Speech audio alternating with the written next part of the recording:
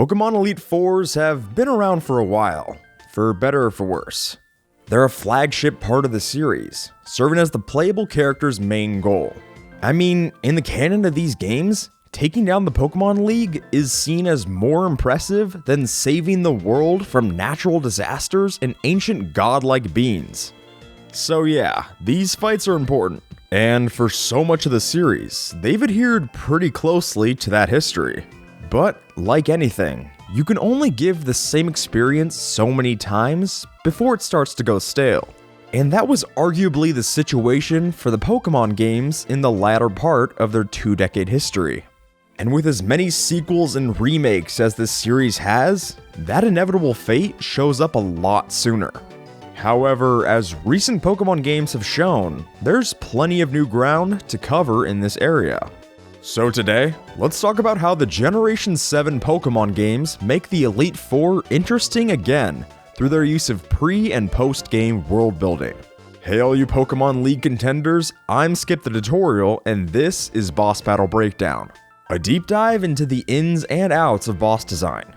And hey, if this is your first time here, then place your gym badges on that subscribe for weekly insights into your favorite boss fights. Kicking off, I think we should touch on the roots of the Pokemon League's role within the series' history. After all, it couldn't have felt very repetitive when the concept was first introduced. Sure, the idea started off a little simple in that first Kanto League run, with Bruno, Agatha, and Lance all using multiple versions of the same Pokemon. But there were some neat points of challenge, like the bombardment of Hyper Beams when you reached the Dragon Trainer. But of course, the crown moment of the Generation I League has to be the surprise face-off with your rival, who we'll just call Blue for our purposes today. This introduced a break in type specialty that was refreshing for a League fight, and makes the whole game end on an iconic note. Past that, Generation 2 with the Gold, Silver, and Crystal games switched up the experience with the new Indigo League roster. Now with Lorelei and Agatha out of the picture, newcomers Will and Karen, as well as the former Poison Gym leader of Koga from the first few games, made for solid new additions to the Elite Four. And while Lance's new spot as the champion is neat to see, I don't personally think it hits the same impact that we had with Blue.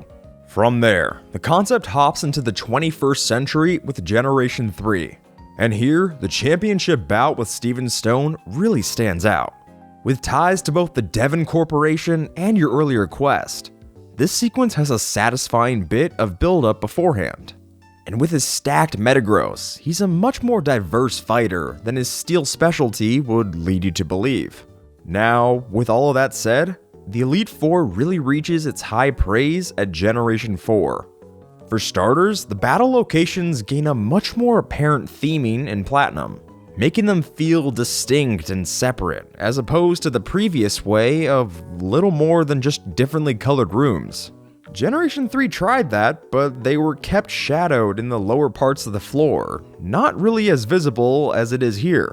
Type specialty breaks a lot more frequently here as well, with Aaron's Poison and Dark Drapion splitting off from his bug typing, and Flint goes even further with his team, with his Steelix, Lopunny, and Drifblim all breaking the Fire-type convention. One of the reasons I think that's a good change of pace is that seeing these famously difficult trainers, at least in universe, use a broader set of Pokemon makes sense. Type diversity is the best strategy for the games, and nowhere is that more apparent than in Cynthia. With such a varied team, she's a notably difficult champion, especially after resolving Stark Mountain in Pokemon Platinum.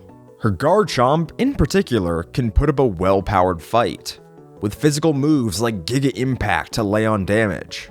Partner this with the fact that she's already a familiar character, giving the player HM cut and even helping to thwart Team Galactic's plans in the Distortion world. And this final championship match rounds off a greatly composed Elite Four. So, with Generation 4 giving us such a solid culmination of what had worked in previous Elite Fours, it would seem that the idea should only trend to get better. However, here's where I would argue that the idea of a Pokemon League stagnated. Don't get me wrong, I actually think there are some really nifty things that Generation 5 and 6 do with their Elite Four setup. For one, the visual flair here gets cranked up like crazy, with the themes for each different member doing a great job at evoking their different type. Take a look at Caitlyn's Elite Four chamber and the lead up before you fight her, and it's immediately apparent how much detail went into showing their stories in the rooms that you fight them in. Moreover, this marks a point where the Elite Four abandons the long series history of simplistic, straightforward paths. Instead, for the idea of challenging the different trainers in the order that you choose. This adds a new level of strategy to the whole experience, as you choose where to ration out certain Pokemon so you can make your way through. And while those are great, there are certain other notes spread throughout these sequences that make them feel like weaker versions of what we've seen before. To start, the drop from 5 Pokemon teams down to 4 feels like a step in the wrong direction. When these characters are supposed to represent some of the best in the nation, they should use more than 66% of their total slots. It's a change that gives the player even more of an advantage, and makes the fights with the league members of Unova and Kalos feel less impactful. Another thing worth noting here is that the champions seem to take a dip in importance from what we've seen before. Take Alder, for example, who we don't even have the chance to face in the first run through the main storyline, as N beat him before we even have the chance to fight. It's a unique change, I'll give it that, but also takes away some of the prestige of actually beating him, as the game tells you, hey, it didn't matter the first time. Diantha's a weird champion as well, especially when taken into consideration with others of the series. Cynthia herself helps us to take down the galactic threat of Cyrus in the Distortion world. We meet Diantha in a cafe, but in all seriousness, it is cool to see her using Mega Evolution with Gardevoir. But that's more of an achievement of the feature than it is in her battle. When put together, at least in my opinion, these Elite Four matches feel fine for the sake of having them in the game. But that's just it. They feel like they're just included just because the Elite Four is a staple part of the franchise. They have to have it. Because of this, I think twists like Iris going from gym leader to champion, and Malva ditching Team Flare for her slot, feel less compelling than when we saw shades of the same idea in earlier games. It seems like this was where the franchise settled to retread old ground, which means the same pitfalls over and over again. Although the past 2 generations seemingly plateaued the progression from the rest of the series, Generation 7's start with Sun and Moon kicked off a comeback for a lot of innovation in the series. In the case of the Alola region, the Elite Four isn't some established group of trainers that you set out with the sole purpose of defeating, but rather a new project taken on by the region's Professor Kukui instead.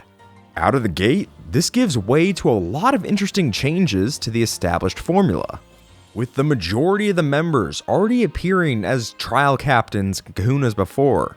We're familiar with them and have a history when we battle. This serves a gratifying bookend to show how far not only the player has come in their journey, but also their impact on the region. In addition, the idea of battling the local professor before you can become champion is a great finalizing note, showing how you progress over every challenge the game presents you with. But these games don't just stop with the rematches at the Elite Four, because we also get the new addition of title defense upon rematches through the league. As champion, now you're tasked with fighting various challengers from a random selection, each with a different specialty and typing to their team. This keeps you on your toes and freshens up a bit of the staleness that can come from rematching the league on repeat. And while these patterns might have seemed like a fun one-off only intended for this region, we can actually see some of the influence in Generation 7's other Pokemon games. Let's go Pikachu and Eevee. Despite following very closely to what was laid out before in Generation 1, there do exist some nice switch-ups here and there that build upon the past.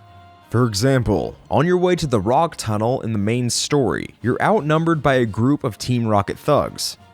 As you strap in for a couple of tedious bouts, you're instead saved by none other than Elite Four member Lorelei herself. While this might seem like a simple cutscene, it gives a fun bit of character development to her role, which I'll say is very appreciated, since in the past, her job was just confined to 4 walls in Indigo Plateau.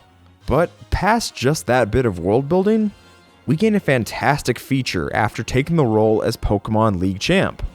With our new position, we can go back and take on the gym leaders in rematches. In the same vein as seeing the different familiar faces from Alola back in the Elite Four and title defense, these daily rematches with the gym leaders give a proper conclusion to how our new title impacts the state of the league as a whole. Chuck in some fun flavor text as they acknowledge your new spot as champion, and it goes to show just how impactful these little changes to the familiar can really be in making an experience feel new again. And honestly, I think that's the direction the Pokemon Elite Four needs to go. And if these 2 games are any indication for the future, then I'm definitely excited for the next generations to come. Hey there, Hydro Pump this one up in the top right to see what makes a great Pokemon gym leader, or throw a Pokeball Plus in the bottom right for another video. If you want to support the channel and get new boss battle breakdowns every week, then mega evolve that subscribe button.